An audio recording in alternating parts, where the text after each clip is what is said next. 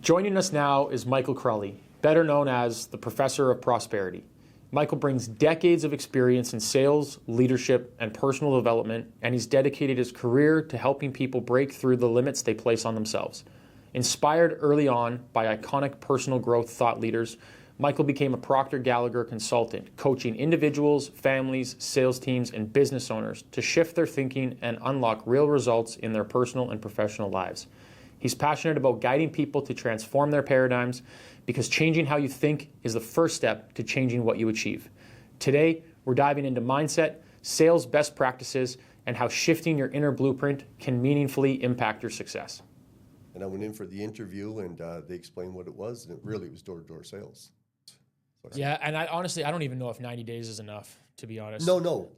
But how many people start something and in 2 weeks' time they quit? If you meet 10 people and you close one and it makes you $1,000, well, then each person you talk to was $100, because that's just like, it's almost like giving yourself a little bit of self-confidence that I'm doing the right things. Mm-hmm. Like I am out there and I may not be making the money right now, but I'm doing the right things and I'm still talking to people because I know that at some point in time, someone's going to say yes. Mm-hmm.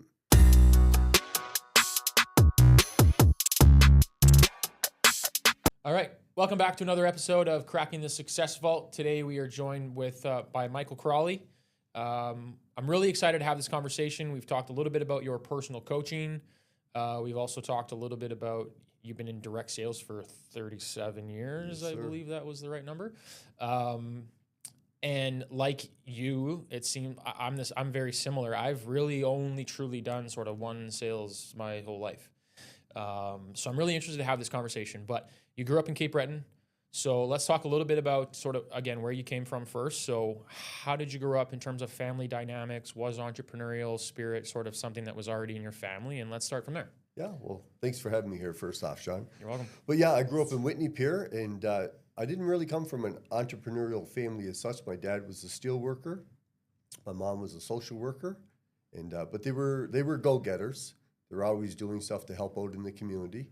And I guess for me, it was, when I was young, when there were snowstorms, I was out with my shovel. Do you want your walkway shoveled? Do you want your driveway shoveled? Summertime, it was the lawnmower and going out and getting some jobs, earning money. And yeah, I probably picked up like paper routes and doing different things. We used to go out in the morning time with the Chronicle Herald, and we would leave the Chronicle Herald out in Glace Bay every morning before high school. And then we'd go back after school was over, and we'd sign people up for the Chronicle Herald. So that was kind of a little bit of salesmanship, I guess, that I was learning at the time. But really, I didn't understand sales until I started with Eris in '88. Yeah. And so, okay, so not having entrepreneurial background, and I was very similar. My parents, again, aren't entrepreneurial background. My dad was in sales, but always worked for another company, never ran his own thing. My mom, very similar, administrative, whether it was hospital or the courthouse or whatever.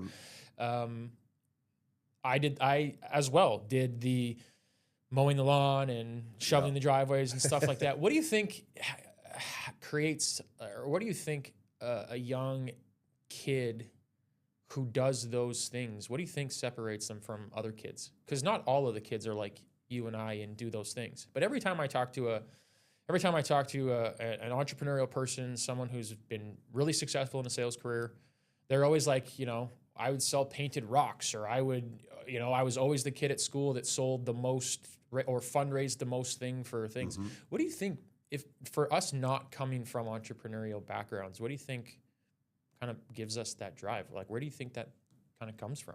I don't know where it comes from. I truthfully don't. But I just think that you're willing to do something that most people aren't willing to do, and you're willing to get uncomfortable. Mm-hmm. To go out and ask someone, knock on their door and ask them, do you want your driveway shoveled and your walkway done? I mean, it doesn't seem like a lot, but when you're young, it is. Mm-hmm. But I don't know. It's just maybe it's just the incentive to earn money. Right. And is that what it was for you? Just kind of getting out on your own, earning some money for yourself. Yeah. And then being able to take that money and do whatever it is that you wanted to do with it at the time. Yeah, because you wanted to have some extra money. It wasn't like there was a lot of money in the household. Mm-hmm. The money went into the house, and you always had food on the table and that type of stuff, but there wasn't a lot of extra money. Right. So it was whatever way you could earn money, that's what you went out and did. But that's what I did. Yeah. Yeah. Interesting. Okay. And so then, in terms of your schooling career, did you go to university? Did you study business? How did No, you? so I went 1 year out to university, College of Cape Breton. I didn't like school. I planned on quitting school. Like when I was 16, I was going to quit school. That was it. And but of course, there was no jobs. The steel plant was closing, and different things were happening when I was in high school. So I decided to stay in, and I was going to go to the university. So I did 1 year at the university, and that was enough for me. And I said, no, I got to find something else. So I was working in the militia at the same time too. So I was through high school. I was in the military. Okay. So, but I didn't end up going Reg 4, so I started working in a restaurant right after my call out, which was after my first year of university. I went to Vernon, BC. I came back, started working in a restaurant, and then I ended up answering an ad for Aris Electrolux. Yeah. And so what's that all about? So what spurred you to get into Aris Electrolux? I didn't see any advancement at the restaurant. No matter what they said, there was really no advancement there. And I just thought, you know what, I got to do something that's, my own, some type of self-employment or whatever. So I started looking in February of '88. I remember it was Valentine's Day. I gave my resignation. So I'll give you 2 weeks. And then I started looking around, and I was going in looking for sales positions. And anyway, I ended up that I answered an ad for Electrolux. It was shampooing carpets. And I went in for the interview, and they explained what it was, and it really was door-to-door sales. So I said, sure. And so you're selling Vacuums, shampoos. Yeah. And Yeah, then Electrolux vacuums and since then shampoos. it's grown into more than just that. Yeah. So at that time, when I started in '88, Electrolux started in 1924. So when I joined them, it was high-quality vacuum shampooers, and we were just introducing water purifiers at that time. It was all about the healthy home. And that was the thing that kept me in it. When I talked to customers, they loved the products. And then, of course, my job was to present the product. So, I just learned my numbers in the beginning, it was every 4 or 5 demos, I was making 1 sale. So I just learned my numbers game, which was something else in sales that's very, very important. They didn't teach you the numbers. You just kind of went out and started selling and I you followed a learned them little bit yourself. because I had a book, a little manual, but I followed it, and then I got my sheets, and I just started tracking myself, exactly what I was doing. And so we had high quality products, and every time they would introduce a new part of a vacuum or HEPA or the power nozzle, it was always really good. And then in 1999, we started with our air purifiers. So today we have a technology called Active Pure, so we're inducted into the NASA Hall of Fame, one of only 70 companies in 30 years that's ever been inducted into the NASA Hall of Fame because of our technology. But yeah, we're all about great technologies, water, air. Wow. So yeah, we still carry the floor care. Okay. And so you started out just in direct sales, and then you said in 2006 is when you moved to Windsor. Correct. Because you bought into the franchise itself. Yeah, I was looking to buy a So- franchise. They said Windsor, Ontario. I was going to say, so was it they told you where you were going? Was it always a franchise opportunity? Is it something that they changed and expanded on? Sort of, how Yeah, did you get into they the changed franchise? and expanded it. Okay. Yeah. So I was started in sales, then went into management in 1990, 89 assistant manager. In 1990, I opened up a store in Bridgewater, Nova Scotia. So it was 6 hours from where I grew up. And from there, I worked that store. Then I had Yarmouth and Halifax, ended up running 4 stores for a few years. Wow. And I was back in my own store. And then they franchised. I didn't franchise at that time. And so I was looking to buy a franchise. And they told me the boys in Windsor were looking at selling. So I called up, and I ended up coming up here for a week in August of 2006. Loved it here. Back home, packed my car up, and drove up. And drove here. Drove back in September. And so what do you think was sort of the turning point as to why you wanted to own a franchise? So it's a good question. I'll tell you why. So I lived in Bridgewater. I had a beautiful home on a lake. My mother called it a little piece of paradise. It was a very private lake, no motorboats. It was really, really nice, but I was looking for more. I was like, there's more to, this was great life, but there's more to it. I'm looking for more. And when I seen the map and said Toronto, London, Windsor, Detroit, I was like, I've never even heard of Windsor, Ontario. Mm-hmm. You hear of Toronto, but when I came up here and spent the week, we went over to Detroit. I was like, this is the life, Mm-hmm. Beautiful, beautiful. I mean, Windsor it's a great, great area all the way around. You got Detroit, Yeah. vegetation, I love it. the I don't weather. I don't understand how people say that, Windsor or Southern Ontario is like the armpit of Ontario or any like all those sayings. Yeah. I don't understand. Like I grew up in Alberta. It's beautiful. The mountains are there. Yes. But like you don't have the nice weather. It's way colder in Alberta than it is here. You don't have Detroit literally 2 minutes across the That's border. right. You get the big city life, but you also get the small town feel, Totally. right? Yeah. So you wanted more out of life and you thought franchise was the way. Mm-hmm. And so how many stores do you guys have now? Just the one? I only operate one store. It's Only operate 500 one. stores in North America. Yeah. Yeah. And you only one. operate one Yeah. here in Windsor. Yes. And you have a number of employees that work for you Yeah. then? I have six part-time salespeople. Okay. Still doing the door-to-door sales? No, well, we do in-home sales, Okay. but we don't do door-to-door. Okay. Yeah, we're not knocking on doors, but we still preset appointments and go visit the customer. So we Okay. still service our customers. We present product. I have a retail store, and then we do home shows. Okay. And then what? And then and then you also now have the personal coaching for the last 6 years. Yeah. So what got you into that field? And we're going to probably talk a lot about that today because I've myself have done a lot of personal development courses. I've done the Landmark Forum. What else have I done? To Dale Carnegie. Dale Carnegie, when I was finishing my swim career, I got into. I mean, I going to a Tony Robbins event would be awesome, but I've done some weekend courses. The amount of stuff that they make you think about that you don't even know is holding you back is insane. And your money thing the other day at the Wake Up Windsor breakfast was awesome. I've seen that before, cool. so I already knew what was going on. It was great. But how did you get into that business? Like, why personal development in that sense and coaching? When I started in sales, I had no idea what sales was, really. And so I was tracking my numbers and I was doing very good in sales. And give you an idea, I was selling, probably 12 to 14 units a month for my first couple of months. And then I got up to 18, and then I was in the business for a year, and my top sales month was 20 sales, which is good. And I was at a kickoff meeting. A guy by the name of Eugene Wall come by, and we're in a room of, I don't know, say 75 to 100 people. It was a kicking off our April drive month. And he put his hand on my shoulder and said, "I want you to pledge 50 sales." I looked at him and said, 50? He said, 50. I said, okay. And I pledged 50 sales. Now, I had no idea how I was going to do 50 sales, but that's the key to goals. You don't have to know how. You just got to want to do it. But anyway, I started tracking my numbers. And Sean, that first week I went out, and I went to a little area called Port Hawkesbury, about 2 hours from my house. And we spent the week there. And I was with a couple other sales guys, and I had 4 sales for the week.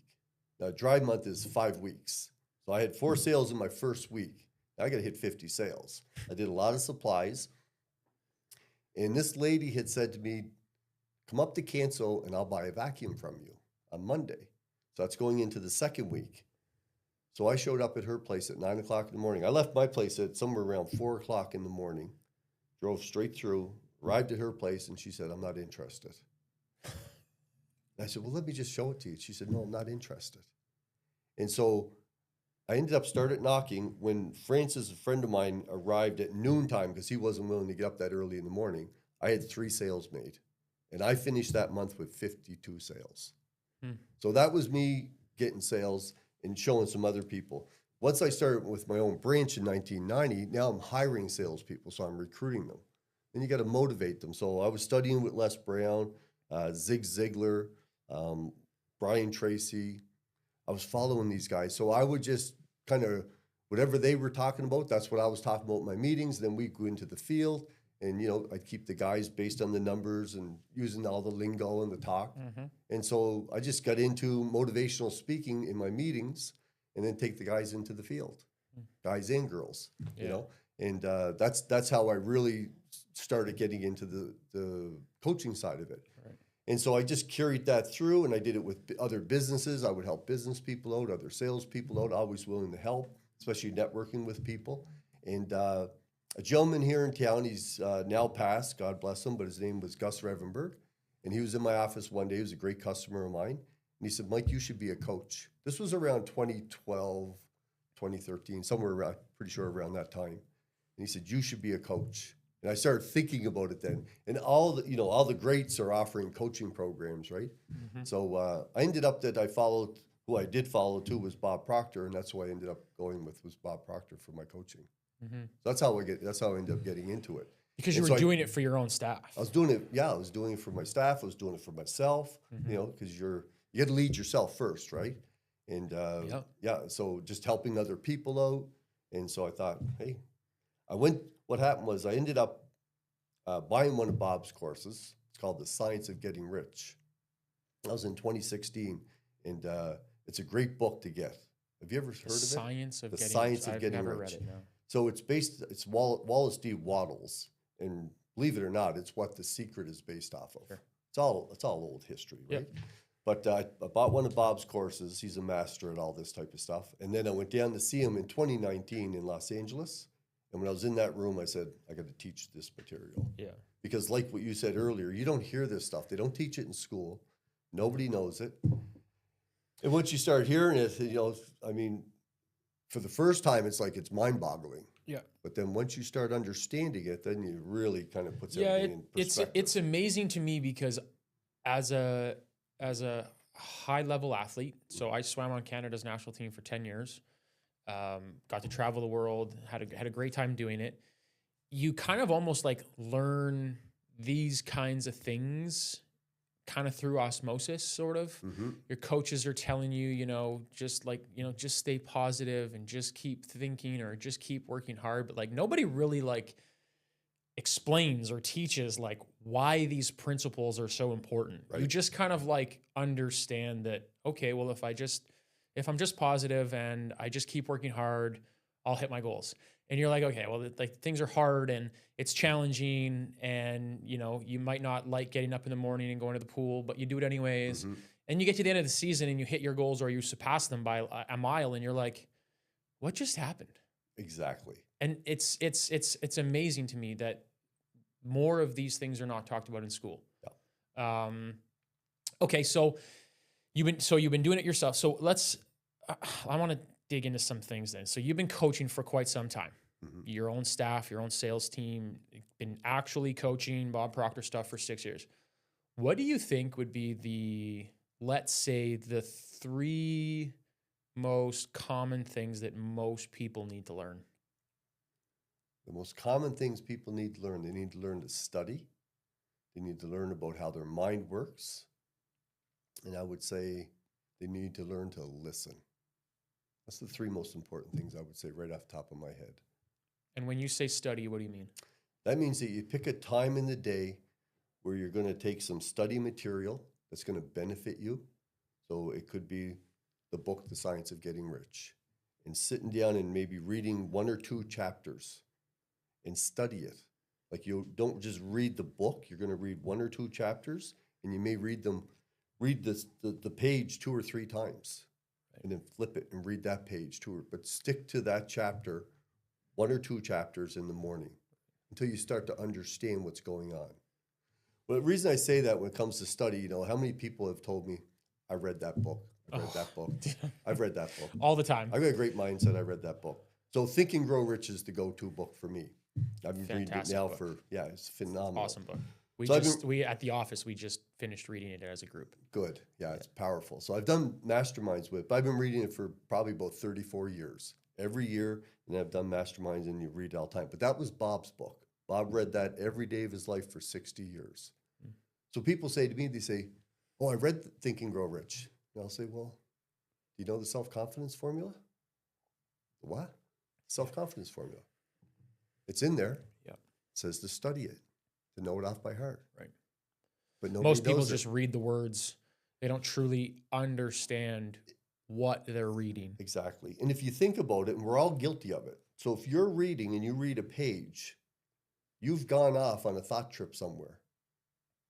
You read the page, but you went off on a thought trip. Yeah. And you go, do I read the page again? I know I just read it, even though I was thinking of something else.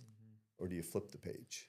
Yeah, I had noticed that I'm a very visual and auditory learner. Those are my two big ones. Mm-hmm. And my wife makes still make fun of me because whenever I'm like, okay, I got to read my chapter for the day. Maybe we're like sitting in bed or something and she's got the TV on, and I have to be like, I need you to turn the TV off because I can't have the distraction. Yep. And then I'm sitting there going like, psh, psh, psh, psh, psh, and she's like, why do you keep whispering to yourself? And I'm like, because I have to hear it.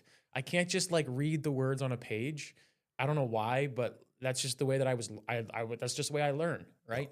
And so anytime I'm like, I'll lock myself in the office, or I'll like, she won't be able to find me. I'm like, I just got to go sit somewhere quiet so I can study what I'm reading, because if I don't hear it and see it, Mm-hmm. I can't do it. Yeah.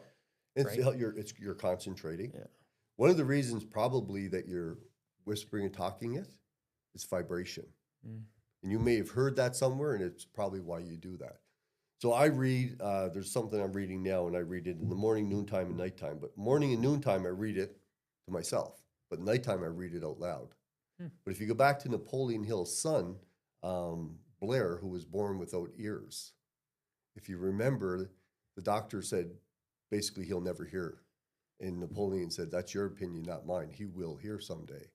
And he was about 4 or 5 years old when Napoleon realized. He was by the, I forget what they called him now, but it's the record player. Mm-hmm. And he's moving. He understands the music. And what had happened when he looked, he had his teeth locked onto the phonograph, or whatever you call it. And so he was hearing the vibration. Yeah. And that was the key, because we were all in vibration, right? Yeah. So that was part of the key there for talking out loud. So your body, you just tend to take more in. Right. But just quickly, when we talk about books, and I just recently understood this. I mean, I learned a lot from Bob, and repetition is the mother of all learning.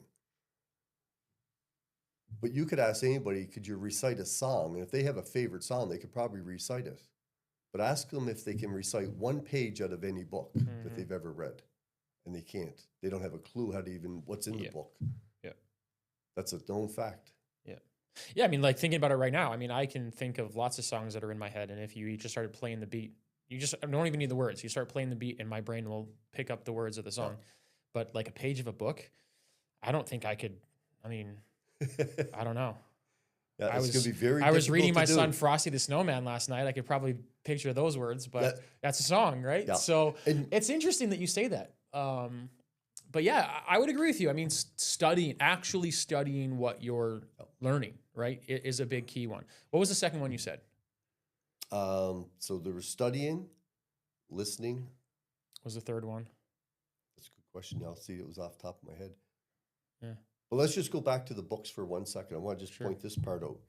My son, who's now 13, but he was 11 or 12, he used to come home with these little 20-page books. And he had this book one day, and he was reading it, and it was a different book the next day. And I said, what are you doing? He said, well, I have to read a book every day. And I said, well, the book you had there, I want you to keep that book for the next week. Don't get another book. You read that book. And he would read that book, and then every morning he'd come in, he'd read it to me. And by the following week, he was reading that book, and it was like he was animated. He knew everything that was going on. You talking about reading Frosty the Snowman. That's what made me think about it.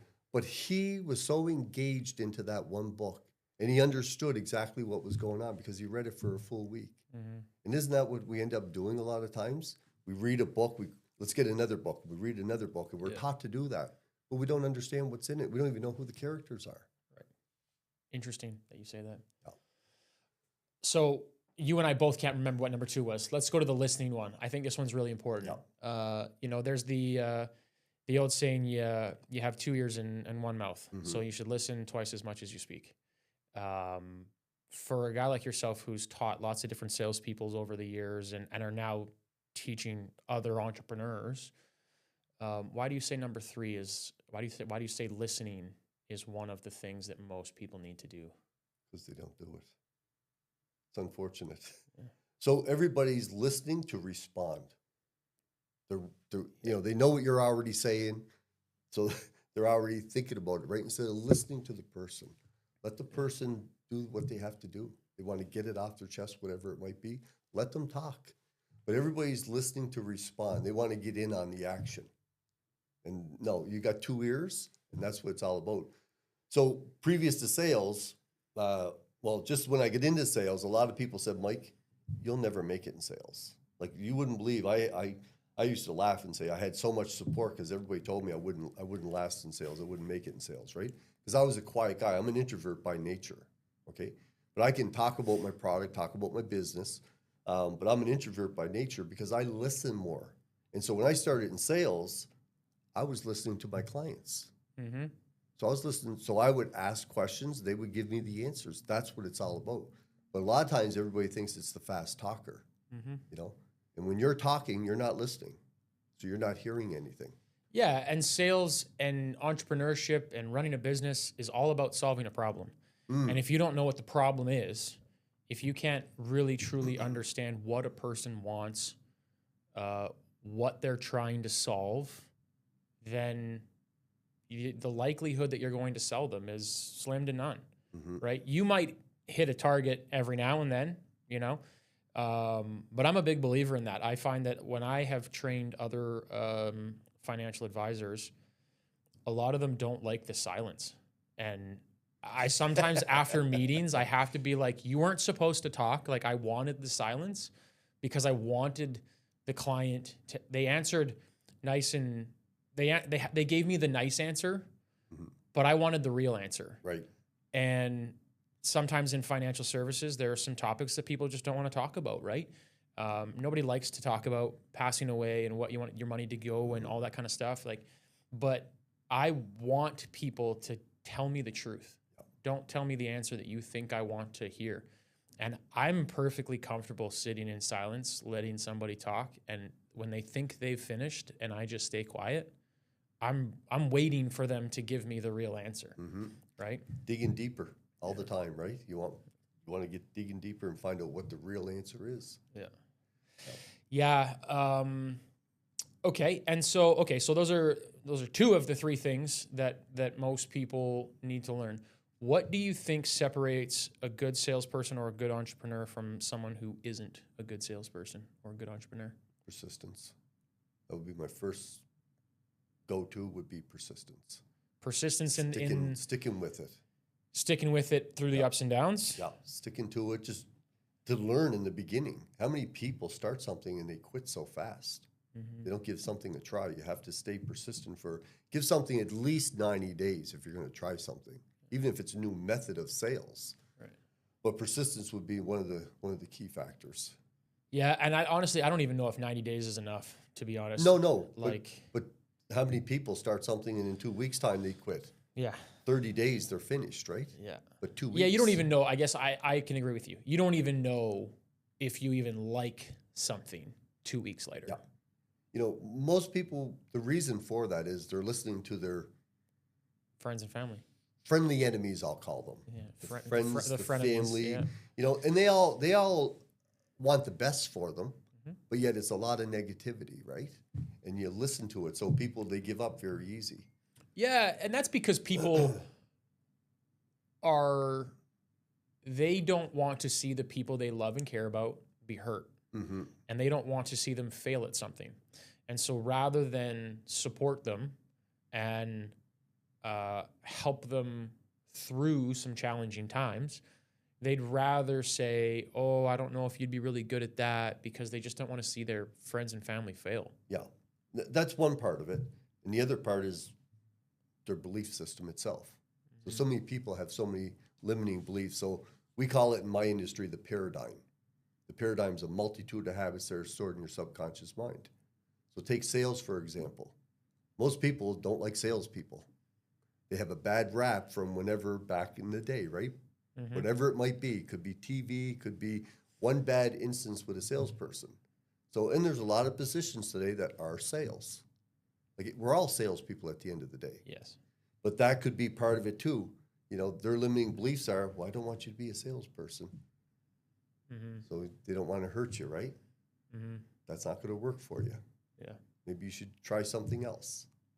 You know, my parents, when I told them I was in sales, I mean, my mom, she was like, well, that's good, Michael. My father was like, you should make sure you get a job that has unemployment insurance. That's what they called it back then, right?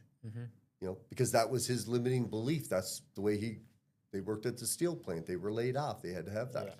And I remember saying to him, I said, Dad, I said, as long as I'm in front of people, I'll never be unemployed. You know, I had that concept already in my mind. Right. But it's limiting beliefs also that hold people back. Like, in you know, my paradigm could hold someone else back. Yeah.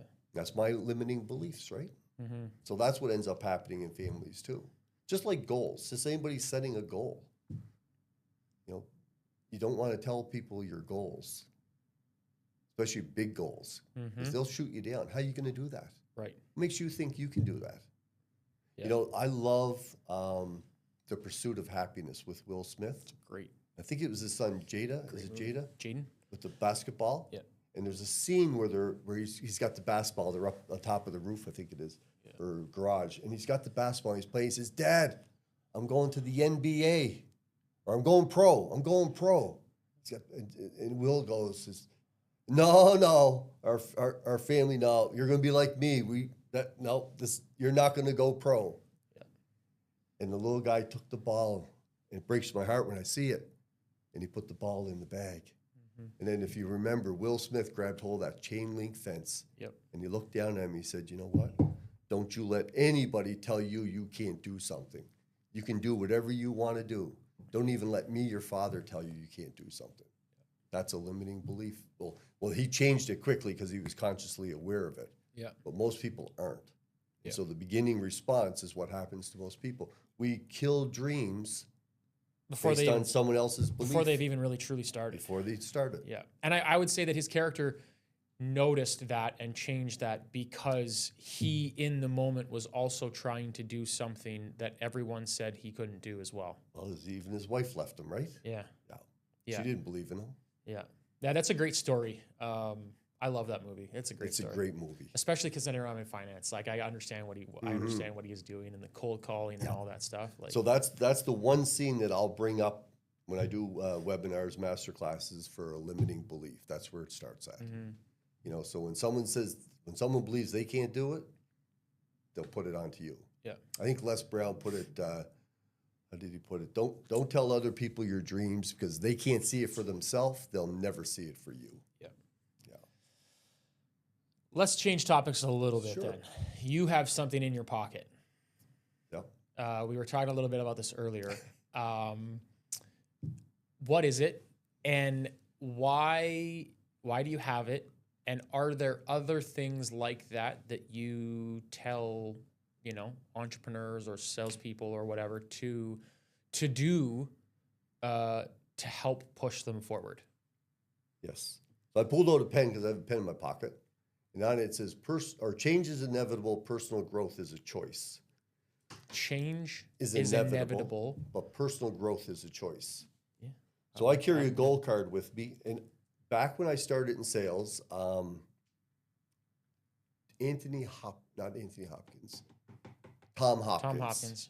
Great. Another sales, story about great Anthony sales Hopkins guy. too, but Tom Hopkins, I picked one of his books up. Great And salesman. it was all about affirmations and the goal card. I had index cards everywhere, and back then, shirt pockets used to have shirt pockets in your shirts. Yeah. Today's they don't. But I used to carry them here because you say it's close to your heart. But Bob talked about getting it and putting it into an actual sleeve. So this one's been tethered and damaged, but I wrote my goal on it. So you write a goal out, you have it in your journal, whatever. But I carry this with me every day, so that when I touch it, I'm thinking about my goal. I can take it out and I can read it, because we are what we think about. So having your goal in front of you, a lot of people want to keep their goal in their head, but unless you have it on paper, it's not a goal. Yeah, the studies show that goals, 85% of goals will most likely be achieved if you just write them down every day. Yeah, exactly. Something like that. Yeah.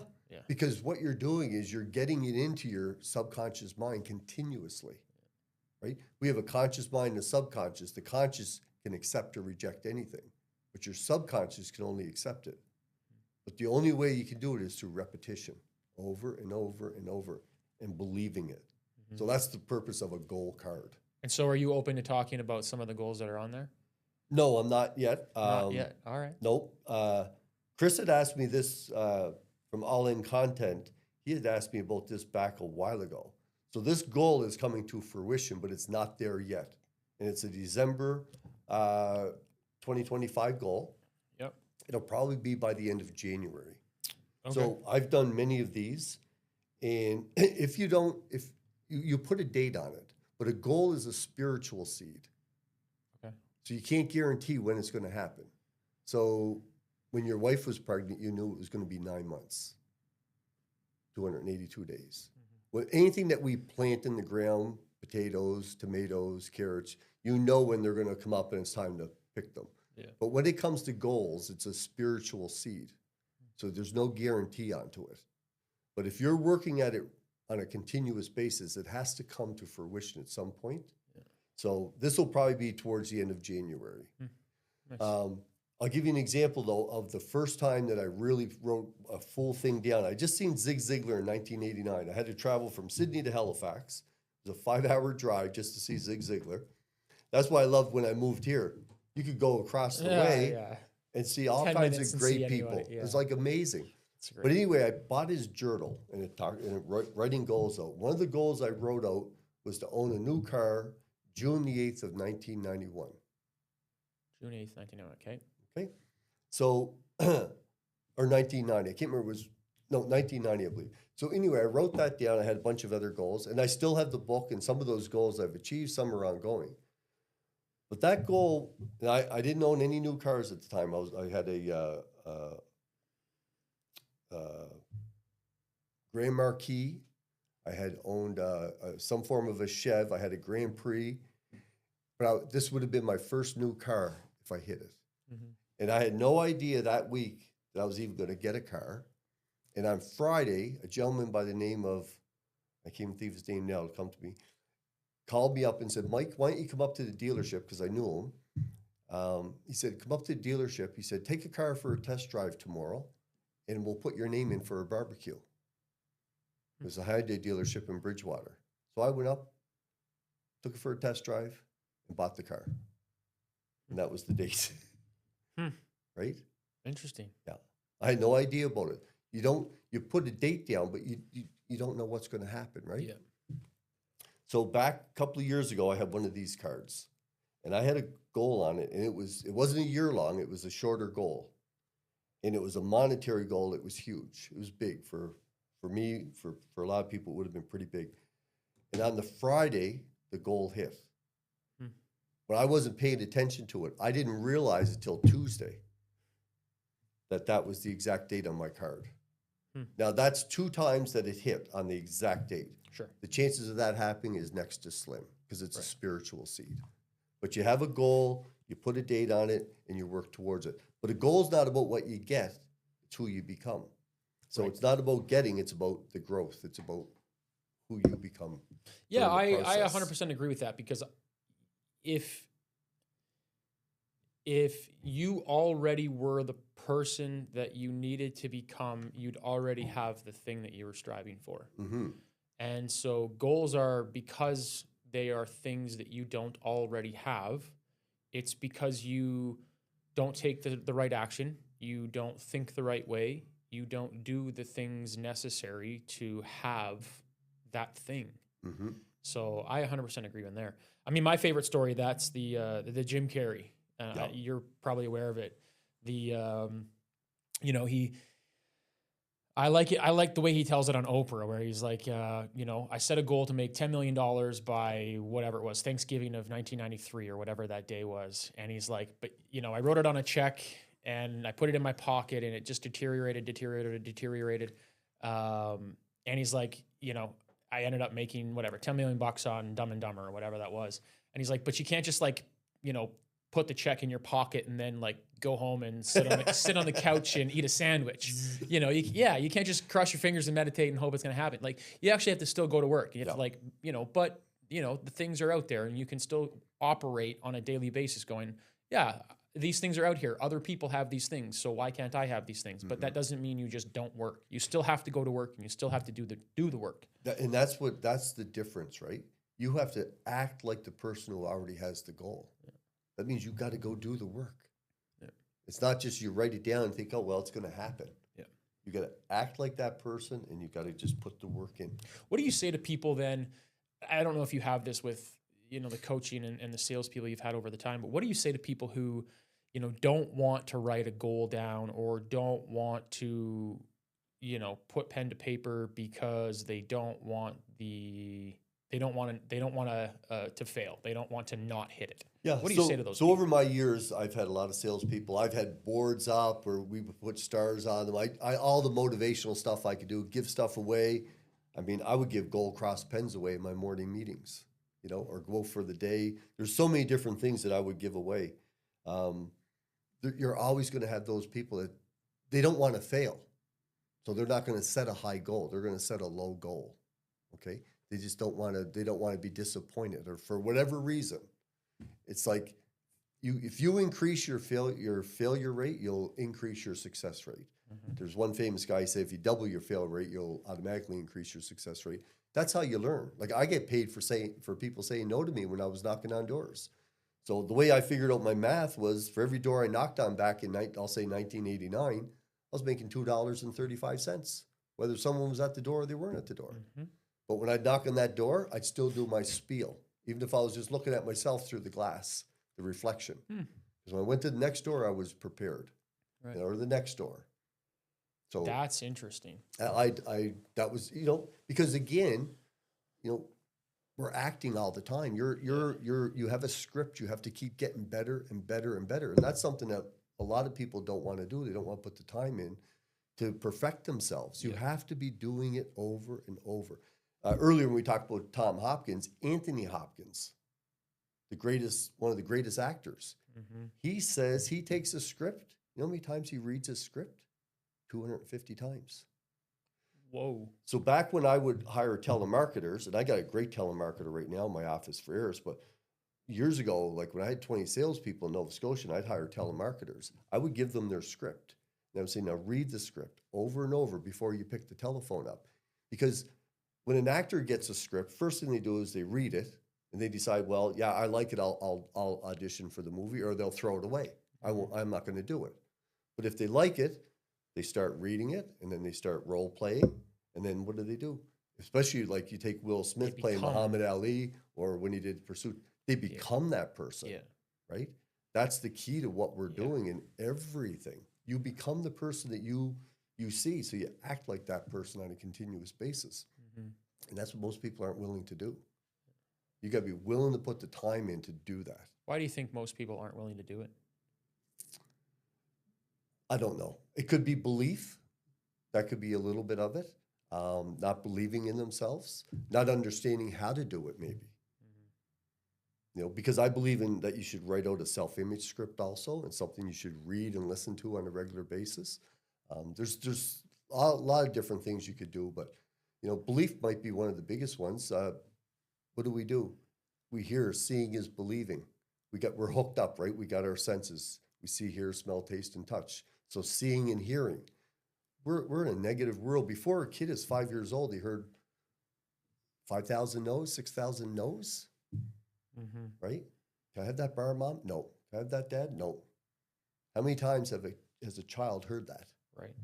Right? So, and again, you go back to limiting beliefs, right? It's interesting because I got a 7-month at home, and the amount of times that I want to be like, no, don't do that. No, stop doing that. It's interesting that you say that. It like really hits home. Yeah. Now you say no, stop doing that. It may be you're worried something's going to happen, but the other side of it is you're on two different energy levels too. Yeah. You got to bring yourself to that little boy or girl. Boy. What's his name?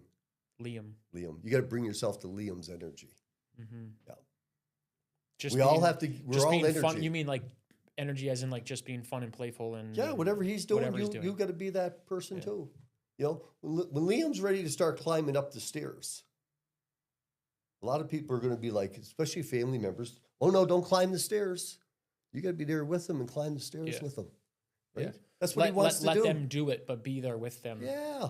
Make sure they're doing it well. Make sure they don't fall. Make sure they don't whatever, right? Well, it depends how they're going to fall, but you can let them fall a little bit. But you just want to be their buddy right next to them, going up them stairs. Then once they learn to climb the stairs, then turn them around the other way and teach them how to climb down the stairs. Yeah. Because they'll do it. Yeah. Right? But you got to match interesting. energy. That's we're all energy, right? Yeah. That's what happens a lot of times with adults and children. Their energy is very high. And when it doesn't match ours, we could be tired or whatever. What do? Stop that. Don't do that. Right. Right? No, let them do what they do. So with all of We your have to control ourselves. yeah. So with all of your experience in the coaching and all that stuff, are there things that you implement in your business? Oh, all of it. All of it? In my life. All of your sales guys do it all the time? No, they don't do it all the time. But I implement it. You But try to make them do it all the time. of course. I'm the leader. I do it myself. Right. Yeah. I do it myself. And so what kind of things are you trying to get them to do on a daily basis other than the typical practice their scripts, etc.? Yeah, practice their scripts, track their numbers, read out they have a I say a formula, but a script basically about, their potential in that, right? Read that on a daily basis. Yeah. But tracking numbers is one of the biggest things. Staying positive. Yeah, most people don't track their numbers. They have no idea what they're I did the same things growing up, right? If you have, if you meet 10 people and you close one and it makes you $1,000, well, then each person you talk to was $100, because that's just like, it's almost like giving yourself a little bit of self-confidence that I'm doing the right things. Like I am out there and I may not be making the money right now, but I'm doing the right things and I'm still talking to people because I know that at some point in time, someone's going to say yes. Right? Yeah. But tracking it is good, right? Yeah. Builds up your confidence. You know what your numbers are. So when I was knocking doors, basically every 13th door, that was my average I would get in. So there's the odd time. I say the odd time, it was a lot of times, but I'd take like a $50 or $100 bill and slap it on the dash and say, that door, you're getting in that door right now. That'd be my 13th door. I didn't know if I was getting in there or not, but I'd put an extra 50 on the dash, say, if you get in there. Yeah. But you got to play games, right? You got to have fun with it all. Yeah. And so, okay. So what do you think then are some things that, besides from tracking the numbers, writing some goals down, what are some other things that salespeople or entrepreneurs can do to help change where they are to where they want to go? So I would say writing out the goal every single day, and you may have to write that goal out 5 times, 10 times. Doesn't have to be long, like a paragraph, but writing it out so you have that down. I believe in a self-image script. So what is a self-image script? You cannot outperform your self-image. So we look in the mirror, we have an image, we see back, but we have this inner image. And so what's your goals? Who do you want to become? How do you want to be perceived? Whatever you want to write in there. What type of car do you want to drive? What type of clothes do you want to wear? What type of home do you want to live in? Neighborhood? Everything goes into that self-image script.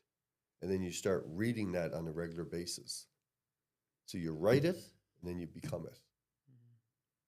And that's important. But most people are not aware of that.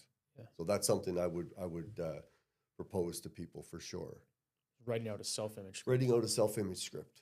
Yeah. And listening to it. So you write it. So you have to write it till you got it where you want it. Right. All right. Because we see in pictures. So every time you write it and rewrite it, you're going to actually color it a little bit more with a better picture. So you just keep doing it until you get it down pat. I think for my self-image script, it was 4.5 pages. Now it's down to 1.5 pages. So, and I record it and I listen to it like probably 2 to 3 times a day. Really? I listen to it twice. Yeah. It's only 4 minutes to listen to, and so 8 minutes out of my day. Right. Right. But it's powerful what it does. Yeah.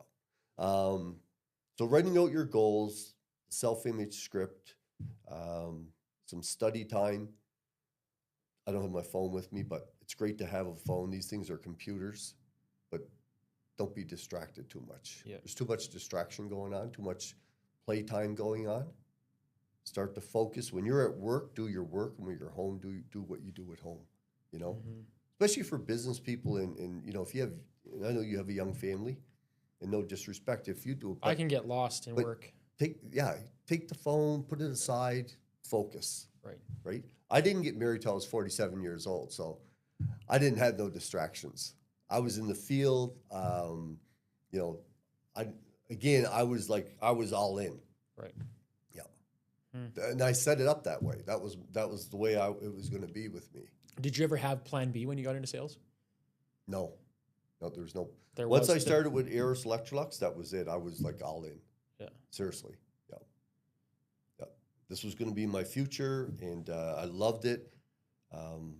Yeah. Do you think that was important? Like it's the story. I don't know what the story is, but the whole burning the boats thing, right? Like you're either gonna invade this land and you're gonna win or you're gonna die, because if it gets too tough, you're gonna back up to the boats and we're gonna just pack up and go home. So the guy burns the boats, and I forget who he was, but it's that whole story of like, if you have a plan B, right? You're not really putting all of the energy into plan A. Yeah. So like I started in '88, so I probably had 1 foot in and 1 foot out for the first 6 months or whatever, right? Even though I love what I was doing, I was learning, I was failing, I did all kinds of stupid stuff. I could tell you some stories like where I had an upright in my hand, I lifted up in a lady's house and I broke her whole chandelier. Shoot. I was shampooing the carpet one day and I had the nap lifters on, and the lady had the you remember the patio doors, and they had the chain links. Yeah. And I caught that and it ripped the whole thing off, right? I've had so many stupid things happen to me, car accidents, this, that, and the other thing, or that's how you learn. Yeah. But I had 1 foot in, 1 foot out. But by the time '89 rolled around, like I was like, I'm all in. When I moved to Bridgewater, like I'm now a manager, like I'm going to the top. Right. And so I was division manager, but I love what I did. So that I couldn't see anything else. It was recruiting and training, all that type of stuff, right? Yeah. And so in the first 6 months or so, when you, or let's say first year or whatever, when you have 1 foot in, 1 foot out, and you're failing, you obviously don't know everything that you know now, right? You didn't have the goals card. You didn't have all these things written out.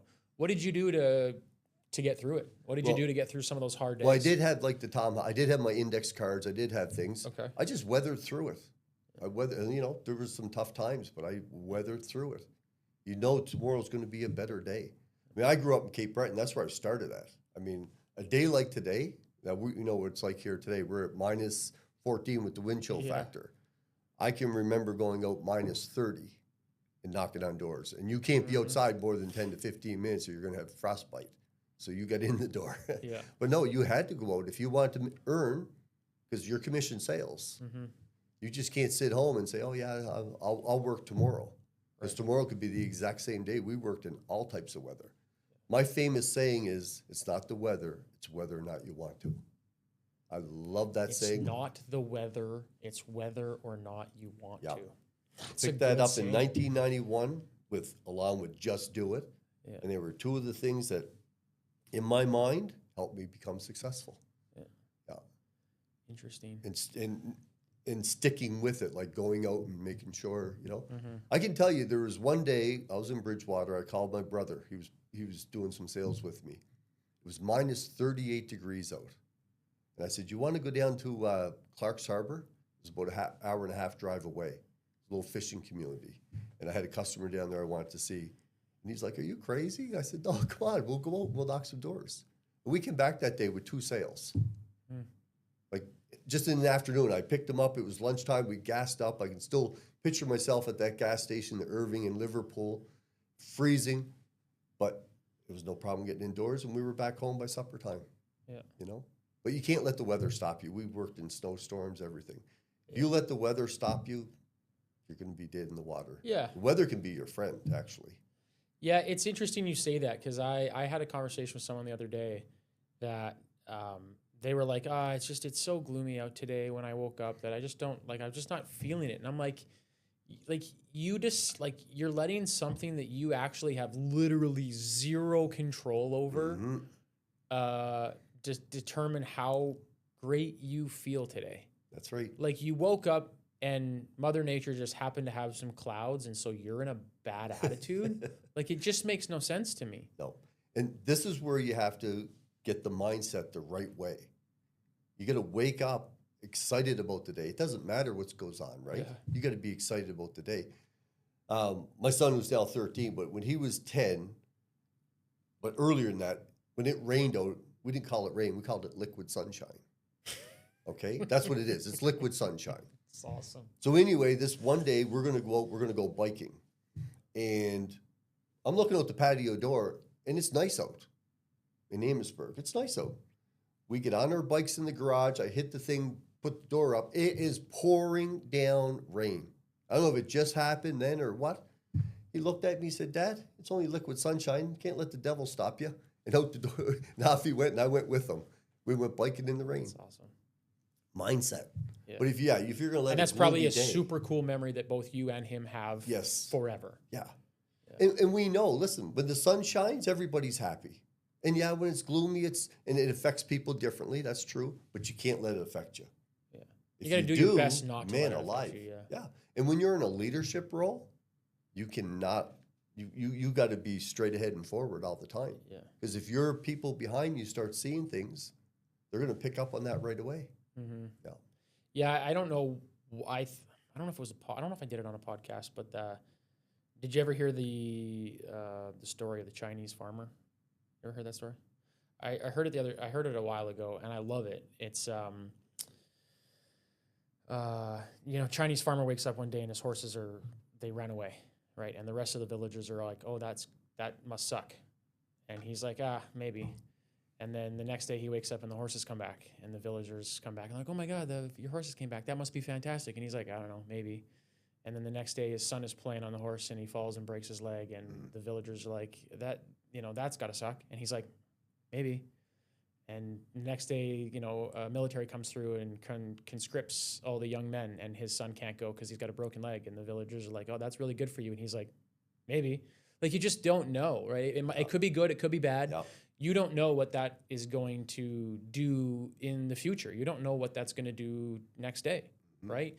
And it's interesting that you say that weather can be your friend, because you're 100% right, especially in a door-to-door sales. If it's cold outside, there are lots of people who will be like, "Come on inside and warm up, and then you can go out again." And the entire time you get to give them your pitch the whole time. Yeah, and I love that story you just said, because it gave me chills. How many people, when it's a weather day, what's it like outside? What's the weather going to be like? So when you talk to them, and it doesn't have to be door to door now, it could be business to business, right? What's going on? What are the roads like? Doesn't everybody want to know what the roads are like, right? Mm-hmm. Now you're the weatherman for them. Right. Yeah. Yeah. Yeah, that's interesting. Well, we're getting short on time here. I'm going to end this podcast like we always do, and I'm curious to know your answer because of all of your training. What does success mean to Michael Crawley? Success to me today, oh my God. It's again, success is different to everybody, but to me, it's living a rich, fulfilled life. Like, I love my business, so I'm blessed that way. Both businesses, I love what I do. Not saying that it's always easy, but I do love what I do. And success is also spending a lot of time with my family. That's very, very important.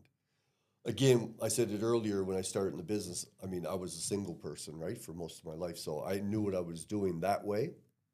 But when you got things, when it really comes down to it, family's everything at the end of the day. So that's success to me, just being a rich, fulfilled life. Yeah.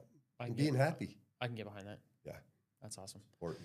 Well, is there anything else you want to let the viewers know about yourself, about Eris, about your coaching before we end? Yeah. Well, Eris, we're on Tecumseh Road East, and we're the original Electrolux from 1924, high-quality products. We're a 100-year-old company now, 101 years old. High-quality water, air purification. So it's not about changing behaviors. You just hook our equipment up and you'll be breathing clean air. You'll be drinking fresh water. You don't have to change any of your behaviors that way. But when it comes to my coaching, if people want to change their behaviors, they want to change habits, that's what I help people do.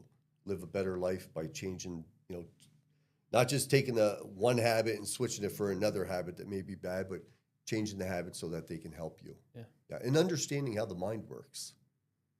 Yeah, it's one thing we're not taught, right? How to control our mind, and it's the thing that literally controls everything we do. Yeah, exactly. Yeah, awesome. Well, Mike, Thank thank you very much for taking the time out of your day My pleasure. to sit here and chat with me on the podcast. I really appreciate the time. I appreciate it, Sean. I really do. That's another episode of Cracking the Success Vault here. As always, you can find us on all of your streaming platforms, whether it's the Spotify, whether it's YouTube, Apple, you name it, you know where to find us.